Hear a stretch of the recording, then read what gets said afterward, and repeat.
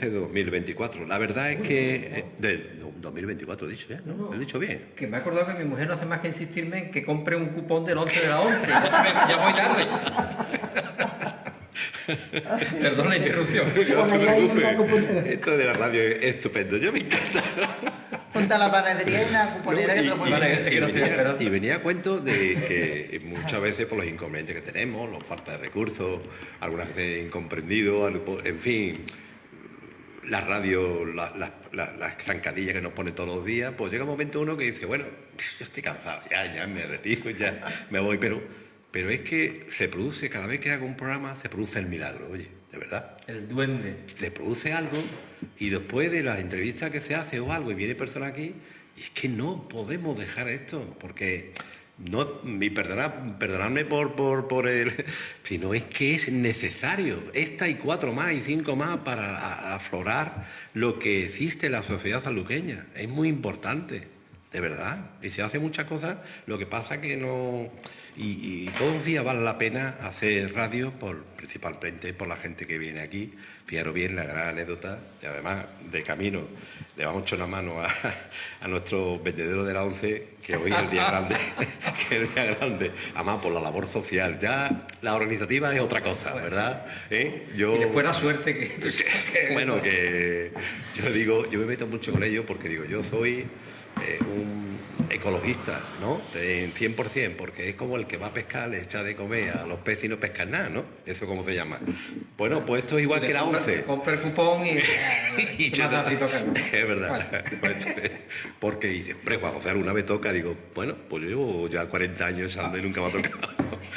¿Y alguna vez no te ha tocado a ti? ¿Qué va? Los chavos, si acaso. A mí me pasa igual. Bueno, los 3 euros de la devolución alguna vez. Es verdad.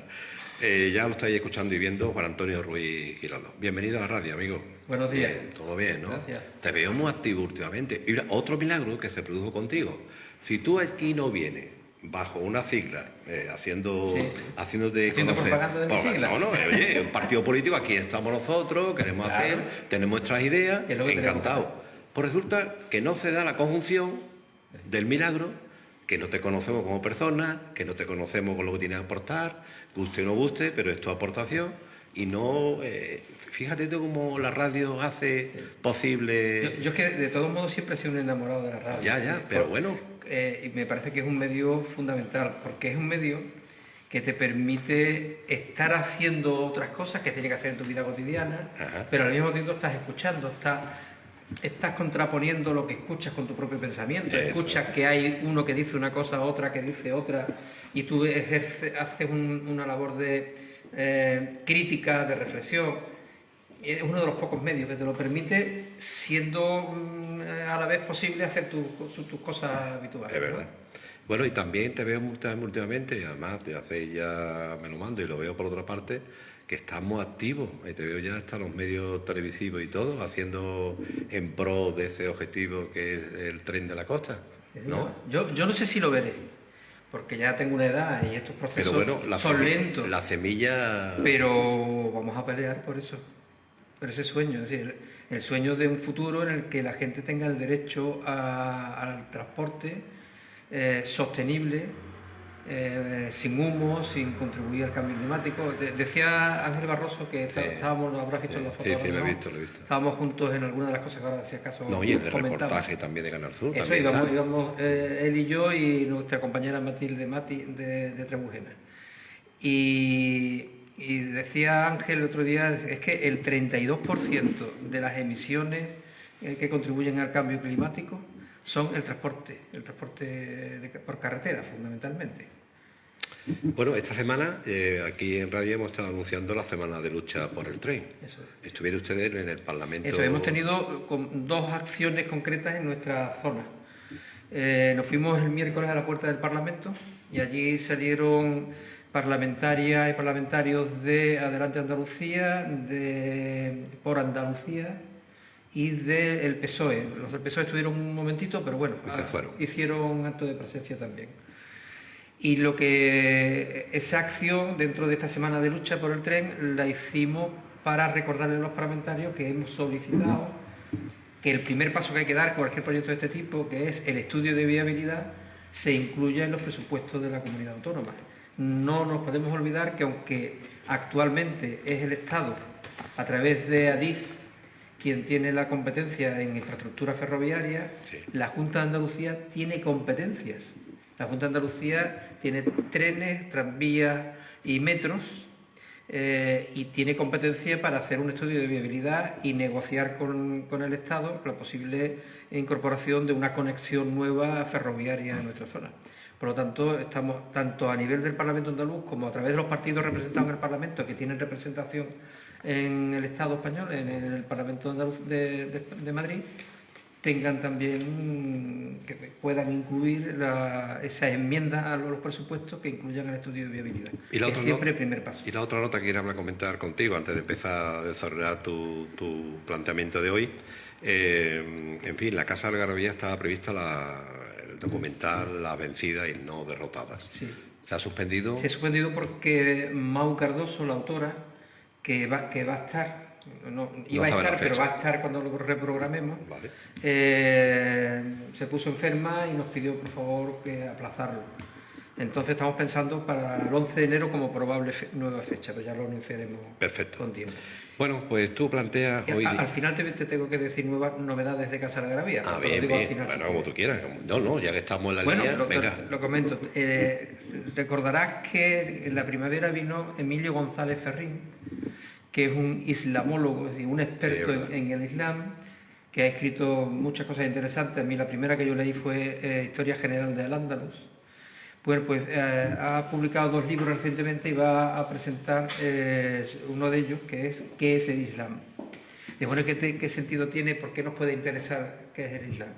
Ese librito que no es fácil de leer y muy, muy interesante. Porque lo que hace es hablar de algo que forma parte de nuestra identidad. Es decir, la época de Al-Ándalus, del Islam español, es una época fundamental para entender cómo somos y qué somos, ¿no? Y lo voy a enlazar con el flamenco, bien. Con la entrevista anterior, que me ha encantado el ratito que he estado, sí, me ha encantado, a escuchar a Caridad.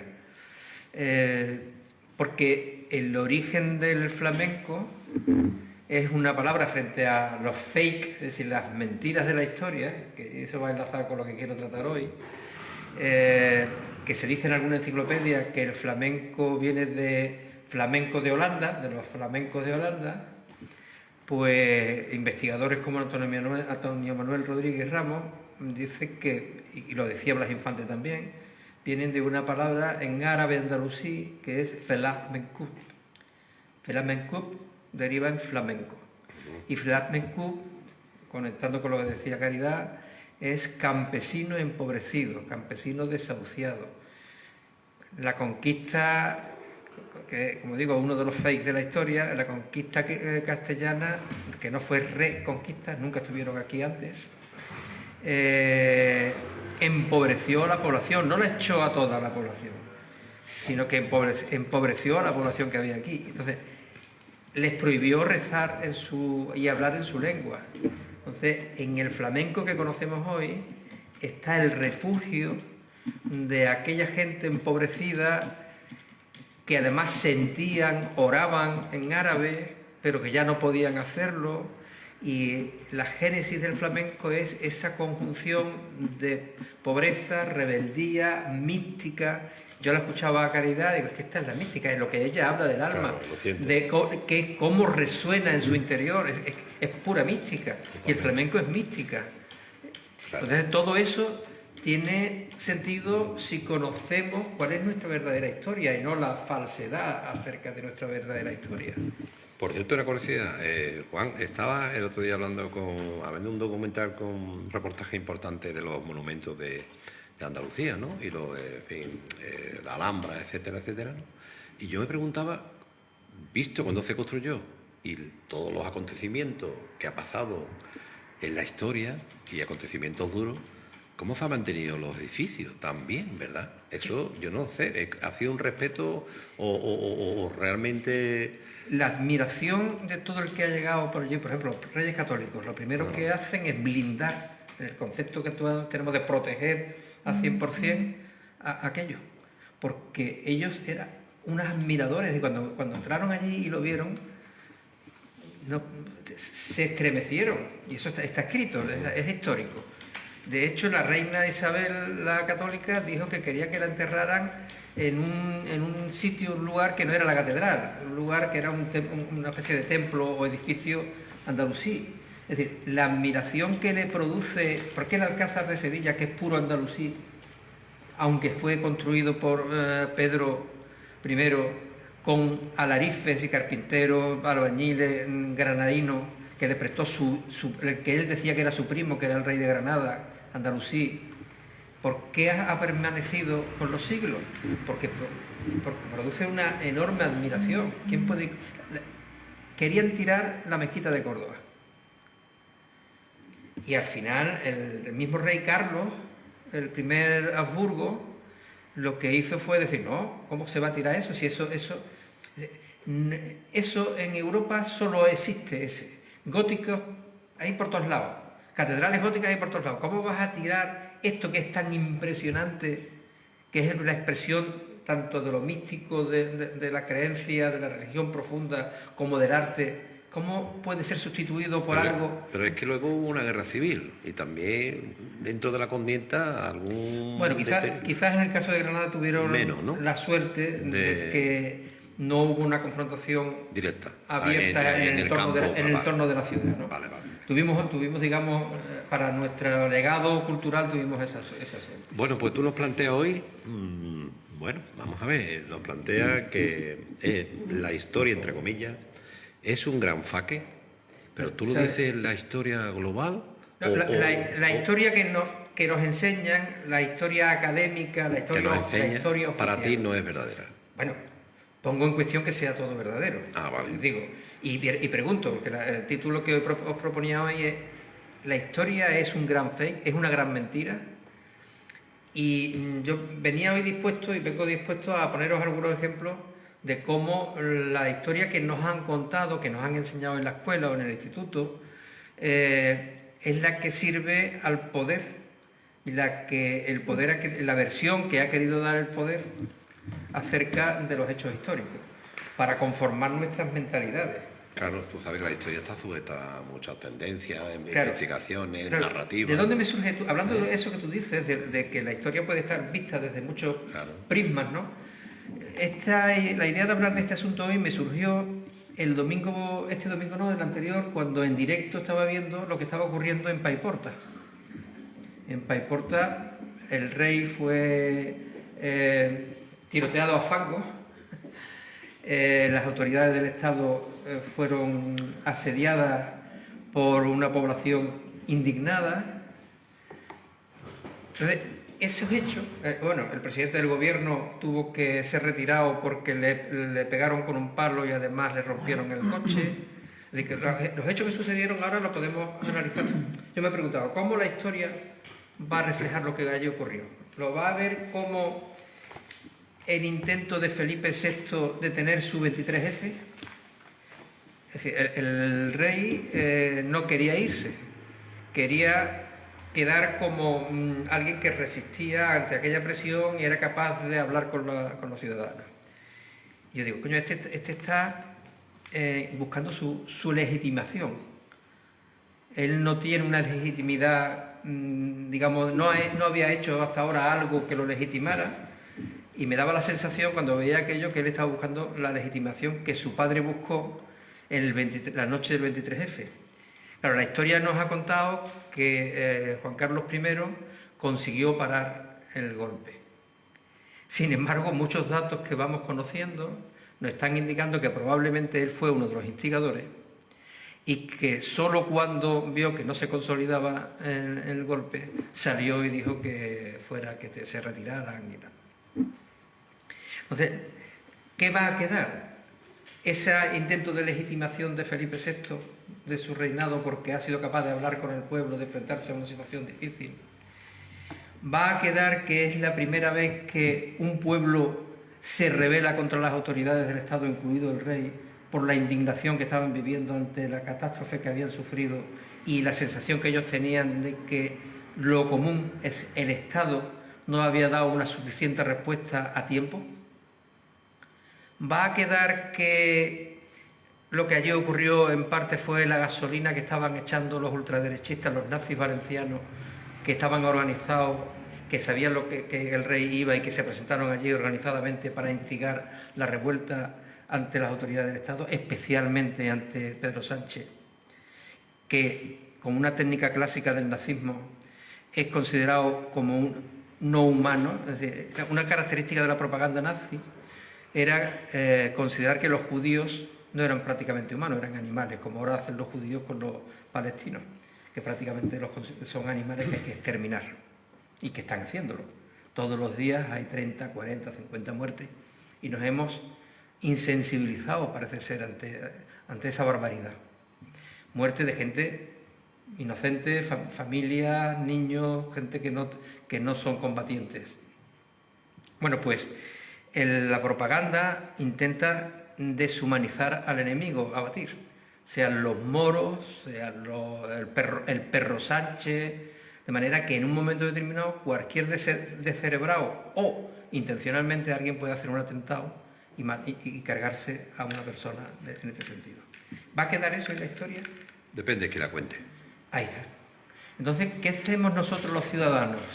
¿Creernos lo que nos cuente el primero? ¿Que nos lo cuente? ¿El mensaje que nos llegue por el WhatsApp? ¿El mensaje que nos llegue por el TikTok? ¿O vamos a investigar en lo que me dice este medio? Medios solventes, periodísticos, no cualquiera que cuenta lo que se le ocurre. Entonces es tan importante la crítica, la labor de desbrozar entre todo lo que nos llega para tener una opinión sólida de lo que ocurre. Y luego tú vas a hacer tu opinión, evidentemente. Claro, pero para eso tenemos nosotros una formación mínima para saber distinguir todo eso. Claro, un primer asunto es la formación personal. Claro. Que seamos capaces, como hemos dicho muchas veces aquí, de leer la realidad. No solo de leer las palabras y las letras, que todo, prácticamente, nuestro sistema escolar se conforma. Ya ni eso. Bueno, se conforma con que tú seas capaz de deletrear, de leer. Pero ya entonces no entiendes nada. ¿Qué entiendes? No entiende nada. Si no entiende nada, no eres capaz ni siquiera de hacer un planteamiento. Claro. Ya no llegamos ni a eso. Con todo mi respeto. Pues ese es un problema gravísimo. Pues ya está. Pero si además, como responsabilidad personal, una cosa, la responsabilidad del sistema social, del sistema estatal y autonómico respecto a la educación, es esa, pero la otra responsabilidad es muy personal. Mira, cuando estábamos ayer con la maqueta del tren, recogiendo firmas, que se nos agotaron todos los papeles que llevábamos para recoger firmas, de apoyo al tren, llegó un señor que cogió el rábano por las hojas, es decir, empieza a hablar del tren y empieza después a hablar del perro Sánchez y a decir que fíjate que a los moros le dan hoteles y a los voluntarios los meten en barracones. Tú no tienes capacidad de análisis para decir a los que le están dando hoteles que están llegando a las costas de las islas, por ejemplo, y no tienen otro sitio de meterlo que pensiones, hoteles, mientras tanto le buscan una solución. ¿Y dónde vas a llevar a los miles de voluntarios que están llegando? ¿A qué hoteles? Le están dando, cerca de donde ellos están actuando, pues un espacio donde puedan descansar. Pero el relato es a los moros, es decir, con una expresión casi insultante en su cabeza, les dan hoteles, y a los españoles que van allí a ayudar no les dan hoteles.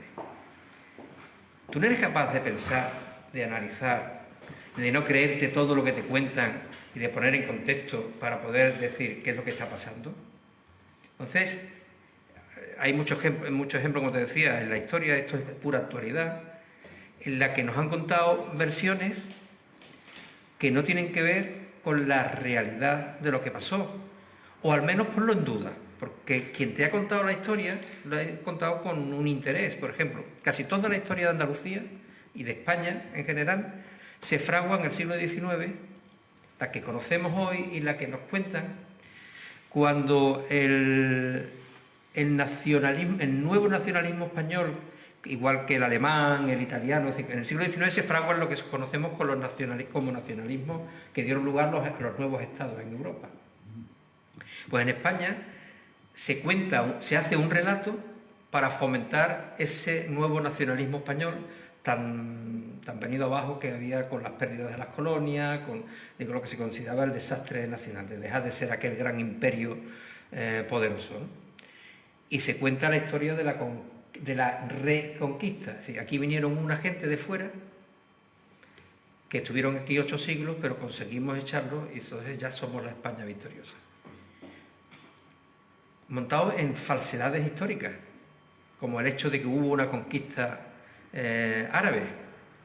¿A quién se le ocurre una península llena de arena que apenas tenía población, que esta gente eran capaces de invadir una península ibérica que ya tenía de 6 a 8 millones de habitantes según los cálculos? O el proceso fue otra cosa. Me detengo un momentito en este asunto que yo creo que es relevante. En el siglo IV, Roma se hace con el cristianismo. Es decir, el imperio romano no es que se convirtiera, sino que se hace con el control de esa nueva religión, que era muy pujante, porque hablaba del amor, de la solidaridad, de una serie de valores que al imperio romano no le interesaba. Se crea el catolicismo, que es la versión romana del cristianismo. Sin embargo, en la península ibérica, como en el norte de África, existía el arrianismo o el nestorianismo, que decían que había un solo Dios, eso de que Padre, Hijo, Espíritu Santo, no, hay un solo Dios, una sola realidad superior a nosotros, y que Jesús era un profeta. Eso es lo mismo que estaban planteando los que luego se consideraban musulmanes en Oriente. Entonces esa corriente era fértil en la península. Cuando llega gente con ese nuevo mensaje, fácilmente entra en la península porque era lo que ya gran parte de la población conocía o creía. No era una historia simplemente de que los reyes visigodos, unos se convirtieron al arrianismo, otros al catolicismo y al final pelearon entre ellos y consiguieron imponerse, ¿no? El poder de Roma se impone frente a una visión de lo que debía ser el cristianismo, que era revolucionaria frente al Estado romano. Entonces, todo esto, ¿te creerás o no, o que quien nos escuche esta visión que yo estoy planteando?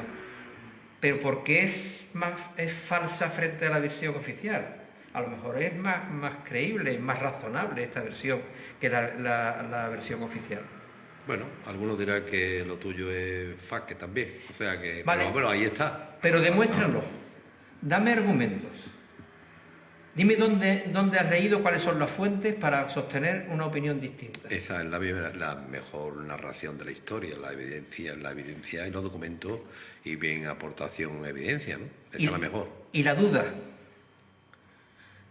¿Nos creemos todo lo que nos dicen? Por lo menos si hay evidencia es lo que había, ya interpretar lo otro, ¿no? Mira, la conquista árabe, la primera vez que hay textos escritos sobre la conquista árabe es casi 2 siglos después de los hechos. Eso como... Entonces tú tienes que irte, los historiadores tienen que irse a la arqueología, a textos contemporáneos de lo que ocurrió, porque si no, es lo que ya 200 años después los vencedores de una parte o los perdedores de otra cuentan. Al urbanismo, a las construcciones, a todo aquello que te aporte. Claro, una cosa que suele argumentarse es que se encuentran monedas que hablan de Al-Ándalus y de Hispania en la misma moneda, sí, una en árabe y otra que ya por lo tanto en el siglo VIII se había hecho la conquista. Pero es que ese tipo de monedas se encontraban también en Inglaterra porque el Islam era básicamente un sistema comercial. Yeah. Con lo cual las monedas circulaban. El dólar de su tiempo. Era como el dólar de su tiempo, los dinares y ese tipo. Muy bien. Un ejemplo más de la historia. Venga. Hemos escuchado hablar, había muchos ejemplos hoy, pero ya el tiempo... ¿Te puede cambiar el micro al otro lado? Es que se te escucha lejillo. Ahí está. Hemos escuchado hablar del intento de independencia de Andalucía que encabezó el 9º duque de Medina Sidonia. Eso lo conocemos, ¿no? La historia oficial cuenta, sobre todo con Domínguez Ortiz, que era el pope de la historiografía española, que esto fue una locura que les dio a él y al marqués de Ayamonte, su primo. Y si tú analizas, profundizas un poquito en la historia, resulta que el intento independentista andaluz es a la vez y con las mismas razones que la independencia que logró Portugal. El nuevo rey de Portugal estaba casado con una hermana del duque de Medina Sidonia. No nos cuentan que es prácticamente al mismo tiempo que el intento secesionista catalán de la época, porque estaban hasta el gorro de una monarquía Habsburgo que no hacía más que exprimirlos a impuestos para intentar mantener las colonias o los territorios de Europa. Todo el dinero que entraba de América, que empezaron a entrar menos dinero, y todo el dinero que se le exprimía a la población, iban hacia las guerras para mantener el poder de los Habsburgos, de los Austrias españoles en este caso.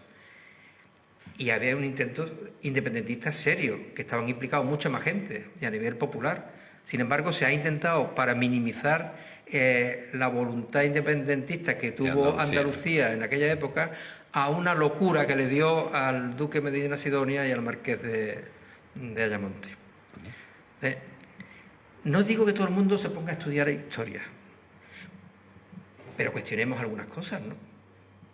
No nos creamos todo, leamos. Yo te decía el otro día que por las mañanas ojeo al menos 5 periódicos. Claro. Si tienes tanto lectura de TikTok, de WhatsApp, de historia, que te cuentan unas películas, aplicar la sensibilidad.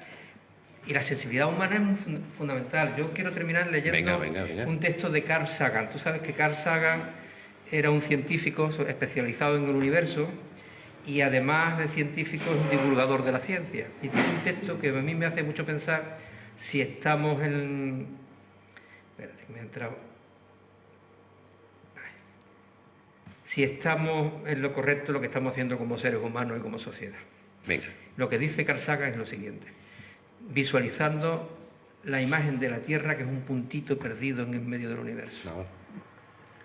La Tierra no es más que un pequeñísimo grano en medio de la vasta arena cósmica.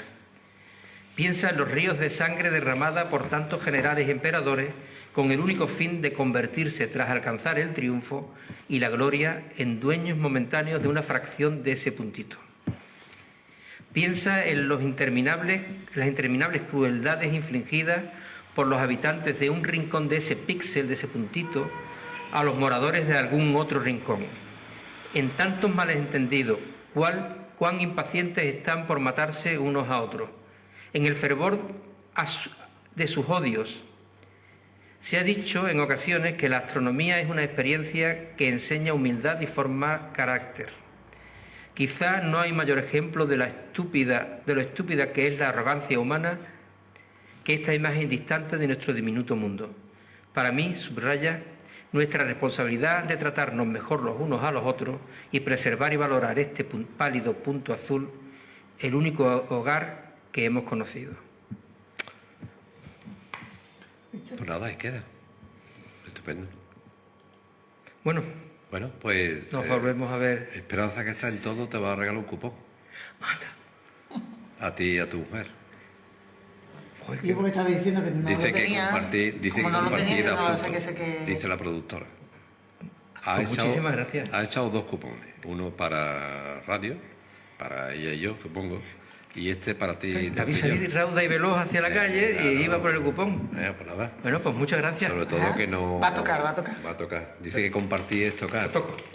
Bueno, porque sea así. Como decía tu mujer que no tenía el cupón, ¿eh? Sí, porque a ella le gustan mucho los cupones de las fechas así extrañas, Bueno. como el 11 de la 11 y cosas así. El pálpito, la 11 cuando sigue en ese camino, la extraña va a hacer los días diarios, ¿sabes? Porque tiene un montón de Un montón de extraordinarios. Bueno, Es verdad. Juan. Que tengáis fantástica semana. Gracias por todo. Muchas Venga. gracias por venir. Nosotros nuestra pausa, porque el tiempo, en fin, tenemos los que invitamos, tienen mucho que decir, Esperanza. Claro, mucho contenido. En fin, y ya la pausa de la mañana y volvemos enseguida. Venga.